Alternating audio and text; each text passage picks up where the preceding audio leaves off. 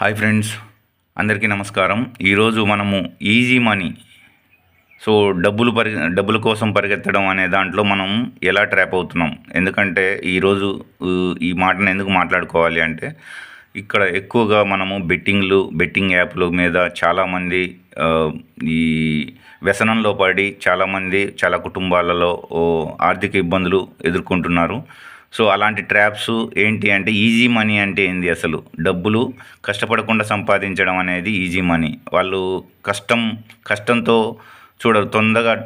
తొందరగా ఎదగాలి, తొందరగా డబ్బులు రావాలి.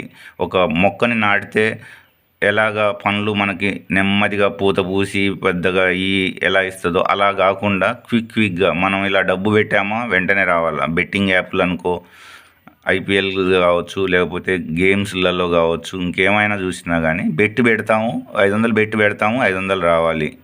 1000 పెడతాము, 1000 రావాలి. ఇదంతా గ్యాంబ్లింగ్ మైండ్ సెట్. సో మన ఆలోచన విధానం అనేది ఎలా ఉంది, మనం ఎలా ట్రాప్ అవుతున్నాం, ఎక్కడ ట్రాప్ అవుతున్నాం, ఎందుకు ట్రాప్ అవుతున్నాం అంటే, డబ్బు వెంట పరిగెట్టడం అనే ఆలోచన విధానాన్ని మార్చుకోనంత వరకు మనం ట్రాప్ అవుతూనే ఉంటాం. అది ఒక్క తప్పు జరిగితే ఒక్కదాని తర్వాత 10 తప్పులు జరుగుతూనే ఉంటాయి. సో ఈ ఆలోచన విధానం అనేది ప్రతి ఒక్కరు ఎందుకు మార్చుకోవాలి అనేది ఎందుకు ఇంపార్టెంట్ అంటే, ఇప్పుడు ప్రస్తుతం మనకు యూత్ అనేది చాలా ఇంపార్టెంట్. పెద్దవాళ్ళతో పాటుగా నెక్స్ట్ జనరేషన్గా చిన్నపిల్లల నుండి ప్రతి ఒక్కరు ఈజీ మనీ, ప్రతిదీ ఈజీగా వచ్చేయాలి. మన పేరెంట్స్, మన తాతలు, మన ముత్తాతలు ప్రతిదీ కష్టపడి సంపాదించుకున్నారు, కష్టపడి పని చేసుకున్నారు, కష్టపడి ఇల్లు కట్టుకున్నారు. కానీ మనకి ఈజీగా కావాలి ప్రతిదీ. ఏది కష్టపడొద్దు, చదివినా కష్టపడొద్దు, ఏది అంత ఈజీ టైప్లో వచ్చింది. సో అలాంటి మైండ్ సెట్ అనేది మన మైండ్లో రావడం వలన ఓపిక తత్వం అనేది మనలో పోతుంది. ప్రతిదానికి ఓపిక ఉండదు. ఇంట్లో కూడా ఓపికగా ఉండం. మనకు వంట కాలేదు అంటే ఓపిక లేక తిట్టేస్తుంటాం మన ఇంట్లో వాళ్ళని. లేకపోతే ఇంకేటన్నా ఆఫీస్కి వెళ్ళిన తర్వాత అక్కడ మనకు ఓపిక లేకపోతే వాళ్ళ మీద ఫైర్ అవుతుంటాం. ఇలా మనకు తెలియని మన శత్రువులు ఉంటారన్నట్టు. అంటే కోపంగా ఉండటం, చిరాకు పడటం, డబ్బులు కావాలనుకోవడం, తొందరపడటం, కంగారు పడటం, ఇవన్నీ మనకు తెలియకుండా శత్రువులే. ఇవన్నీ ఒక రకమైన ఎమోషన్సే.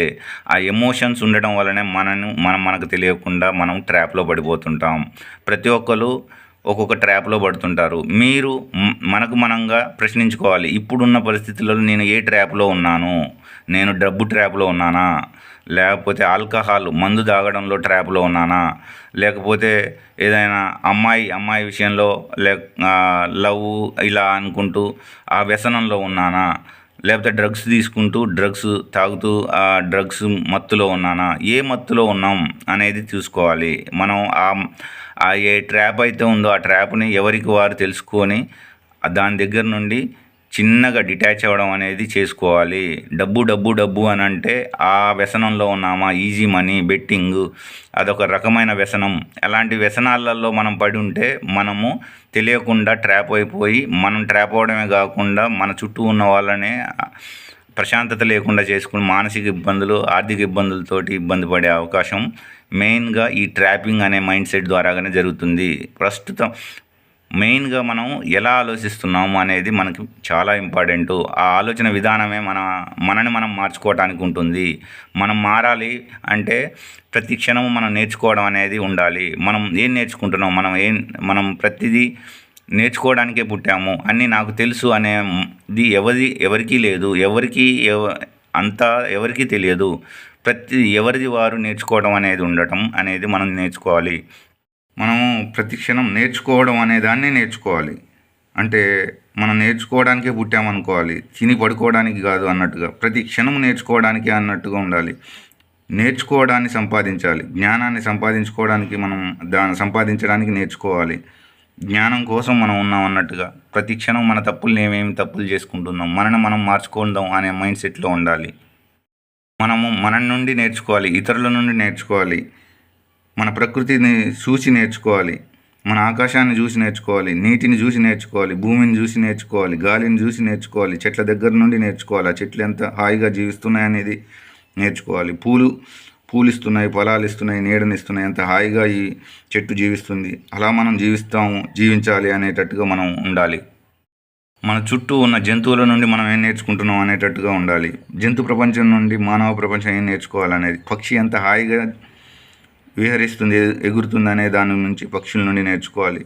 కుక్కల నుండి ఏం నేర్చుకోవాలి, విశ్వాసం ఎంత విశ్వాసంగా ఉంటుందనేది నేర్చుకోవాలి. పిల్లుల నుండి ఎంత చాకచక్యంగా ఉంటాయని, ఆవుల నుండి ఎంత హాయిగా ఆడుకుంటున్నాయని దాన్ని నేర్చుకోవాలి. ఇలా ప్రతిదీ జంతువుల నుండి మనం నేర్చుకోవడం అనేది ఉంటుంది. అదేవిధంగా చిన్నపిల్లల నుండి మనం ఏం నేర్చుకోవాలి, తల్లిదండ్రులు చిన్నపిల్లల నుండి నేర్చుకోవాలి. చిన్నపిల్లలు స్వచ్ఛమైన మనస్తత్వం గలవారు. సో వాళ్ళ నుండి మనం నేర్చుకోవడం అనేది ఉండాలి. పురుషులు స్త్రీ నుండి నేర్చుకోవాలి. ఎంత కుదురుగా ఉండాలో, ఎంత ఒదిగి ఉండాలో. కుదురుగా అంటే ఒక చోట ఉండే మనస్తత్వం స్త్రీలో ఉంటుంది. మగవాళ్ళలో ఒక దగ్గర ఉండరు, ఇటు అటు తిరగడము ఎక్కువగా. ఒదిగి ఉండాలో అనేది కూడా స్త్రీ నుండి నేర్చుకోవడం అనేది ఉంటుంది. మౌనంగా ఉండే వారి నుండి బాగా మాట్లాడే వాళ్ళు నేర్చుకోవాలి. మనసు ఎంత ప్రశాంతంగా ఉంటుందో వాళ్ళ నుండి నేర్చుకోవచ్చు.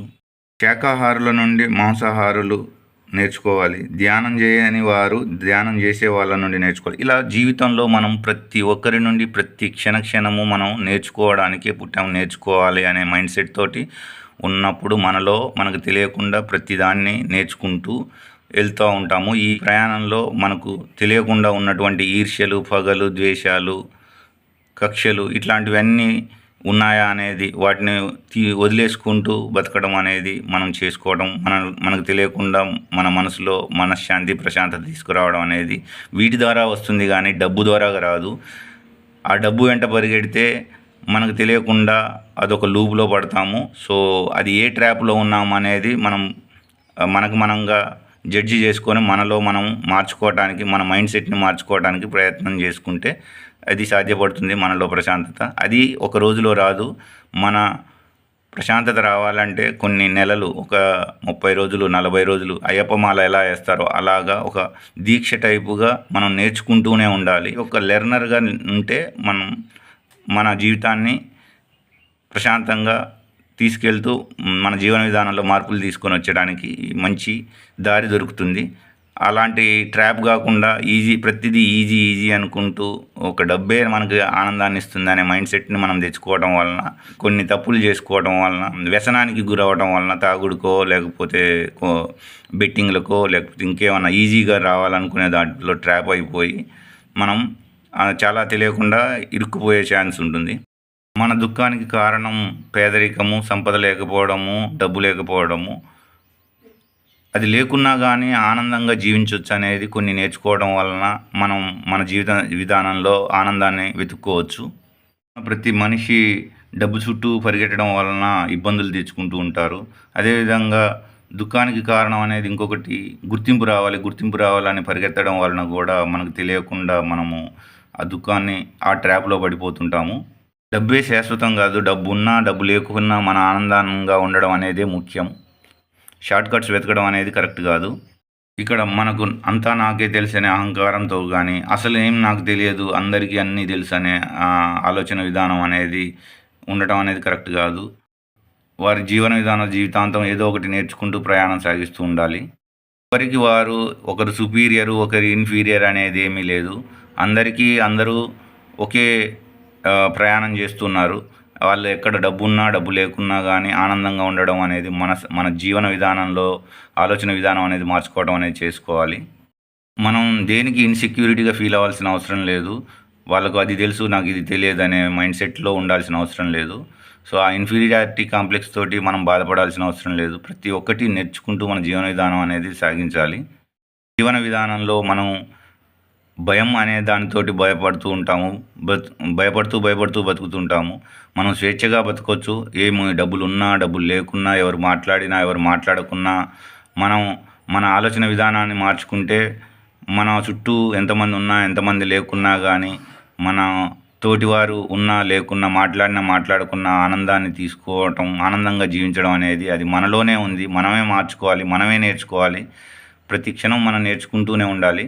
అది ఫ్రెండ్స్. సో మన జీవన విధానంలో మన ఆనందాన్ని వెతుక్కోవడం అంటే డబ్బుతో పరిగెడుతూ ప్రయాణం చేయడం కాదు. మనని మనం పరిశీలన చేసుకుంటూ, మనలో ఉన్న శత్రువులు ఏంటి అనేటిని ఫైండ్ అవుట్ చేసుకుంటూ, మనలో ఆలోచన విధానాన్ని మార్చుకుంటే మన జీవన విధానంలో ఆనందాన్ని వెతుక్కోవచ్చు.